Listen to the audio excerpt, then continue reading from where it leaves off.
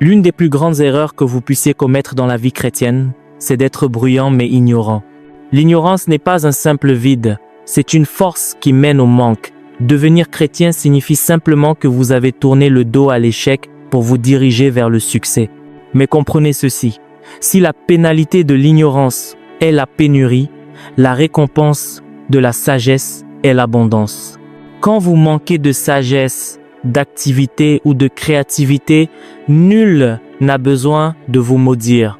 Les sorciers n'ont pas besoin de vous jeter un sort. Vous êtes déjà piégé. Seule la vérité peut vous rendre libre. Regardez ce jeune homme, c'est un instrumentiste, le fils de notre évêque à Wari. Pour certains, il ne fait que jouer du clavier. Mais je vous le dis, à l'intérieur de ce clavier, il y a des maisons et des voitures. Un seul album musical réussi, un seul projet qui bat des records, peut subvenir à tous ses besoins pour le reste de sa vie. Aux États-Unis, des artistes gagnent des millions de dollars par an simplement avec une trompette.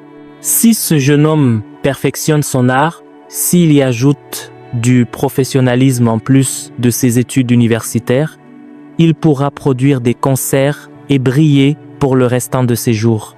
Lorsqu'il se mariera, ses enfants ne connaîtront jamais la souffrance, tout cela grâce à ce petit instrument sur lequel il a porté son regard.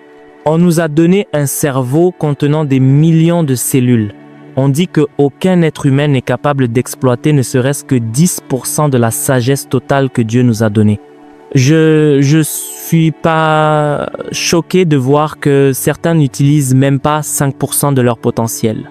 Je vous ai déjà dit que pour chasser les ténèbres, il ne suffit pas de prier, il faut parfois acheter du carburant pour le groupe électrogène. Si vous venez à l'église uniquement pour applaudir et chanter, vous passez à côté de l'essentiel. Cela fait 2 ans que je dis à cet instrumentiste, le don que tu as est suffisant pour te porter toute ta vie.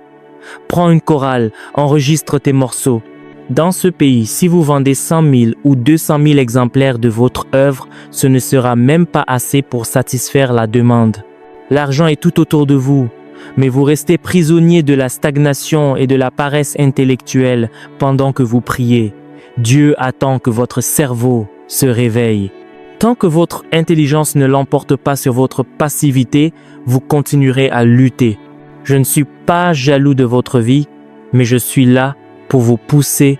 Si tout ce que je vous enseigne finit par la banqueroute, c'est pas parce que Dieu ne vous a pas favorisé, c'est parce que votre quotient intellectuel est resté au niveau 0. À partir de ce soir, vous devez être loin d'un esprit d'excellence. Toi, Victor, je te donne 1 mois pour produire ton propre album. Pas quelque chose de médiocre, mais de l'excellence. Tu es en dernière année de licence d'anglais. Ne pense pas que ce que tu fais ici au microphone n'a pas d'avenir. La plupart de mes musiciens sont boursiers parce que je sème dans leur vie. Bientôt, la dîme qu'il paiera sera plus élevée que les frais de scolarité que je paie pour lui aujourd'hui. Regardez l'agriculture. Un fermier qui travaille la terre et y ajoute un peu d'engrais sait que les lois de l'économie dépendent de la semence. Autrefois, le maïs mettait du temps à pousser. Aujourd'hui, il existe de nouvelles méthodes où le maïs ne dépasse pas 1 mètre de haut, mais chaque tige porte au moins 4 épis. C'est cela l'intelligence, l'évolution. Vous devez enterrer vos anciennes traditions pour entrer dans la réalité du christianisme. Dans mon complexe, je cultive de tout, des noix de coco, de la nourriture de toutes sortes. L'activité crée l'objectivité. Comme le dit le livre des Proverbes au chapitre 3, heureux l'homme qui a trouvé la sagesse et l'homme qui possède l'intelligence. La sagesse est plus profitable que l'argent et l'or fin. Elle vous procure une satisfaction que les fleurs ou le luxe ne peuvent égaler. J'ai vu des hommes riches aux États-Unis perdre pied malgré leurs millions parce qu'ils n'avaient pas cette paix. Regardez les versets 13 et 14. La sagesse rend heureux. Le vrai bonheur, c'est quand votre vie est saine, efficace et couronnée de succès sans controverse. La sagesse est plus précieuse que les rubis. Tout ce que vous pouvez désirer ne peut se comparer à elle. Dans sa main droite est la longue vie et dans sa gauche la richesse et la gloire. Ces voies sont des voies agréables. Ne soyez pas aveugles. Ne laissez pas votre potentiel mourir par passivité. Choisissez votre voie. Celui qui a beaucoup recevra encore, mais celui qui ne fait rien perdra même le peu qu'il a. Appropriez-vous cette sagesse dès maintenant. Je vous le dis en toute vérité, l'ignorance est une faillite, mais la sagesse est une monnaie qui ne dévalue jamais. Regardez autour de vous.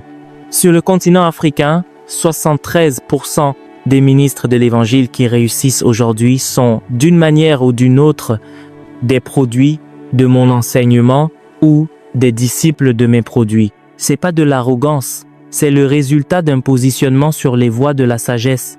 La vie peut vous frapper. On peut me gifler sur la joue gauche ou déchirer mes vêtements, cela ne changera rien à qui je suis. J'ai vu des gens apporter les pires crises dans ma vie, des fissures énormes, mais j'ai appris que c'est par ces fissures que la lumière entre. La sagesse transforme vos cicatrices en armes de guerre. Il y a quelques années, une clinique faisait face à un blocage financier de 6 millions. Les problèmes s'accumulaient. Mais lorsqu'on applique l'intelligence spirituelle et la rigueur, les montagnes se déplacent. J'ai vu des situations où, en appliquant simplement une stratégie de gestion de 52%, la provision est apparue là où il n'y avait que du vide. C'est cela, la mathématique de la sagesse.